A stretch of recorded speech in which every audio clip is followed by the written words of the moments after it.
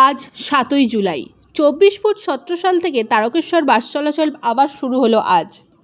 শুভ উদ্বোধনে উপস্থিত ছিলেন বিধায়ক বিমান ঘোষ, খানাকুলের বিডিও এবং আরটিও। ২৪ ফুট ছত্রসাল থেকে তারকেশ্বর পর্যন্ত চলাচল করত সিপিআইএমের আমলে বাস।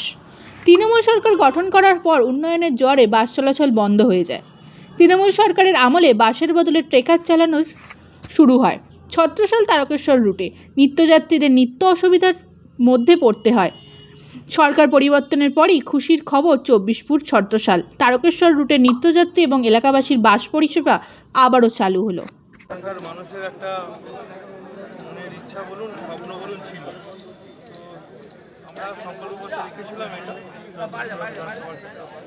তো সেটা আজকে আনুষ্ঠানিকভাবে আমাদের খানাকুল ১ নম্বর বিডিও ম্যাডাম এবং এআরটিও সাহেব ওনার এবং সকলের উপস্থিতিতে এখানকার সাধারণ মানুষ উপস্থিতিতে আনুষ্ঠানিকভাবে তার সূচনা হলো। এলাকার মানুষ বলেন বারবার যে ট্রেকারে গেলেই চাকা খুলে যায়, অথবা এই ছাদে বাদুড় ঝোলা হয়ে বা সামনে বনেটে মানুষকে চেপে যেতে হয়।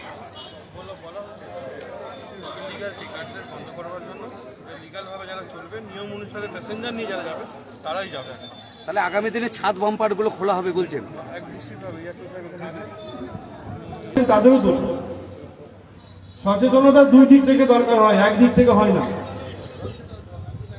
আপনারা নিজেদের জীবনের থেকে গুরুত্বপূর্ণ জিনিস আর কিছু নেই, বেঁচে থাকলে সবকিছু হয়। তাই সময়ের থেকে জীবনের দাম অনেক বেশি। আমার কাছে তো এটাই মনে হয়।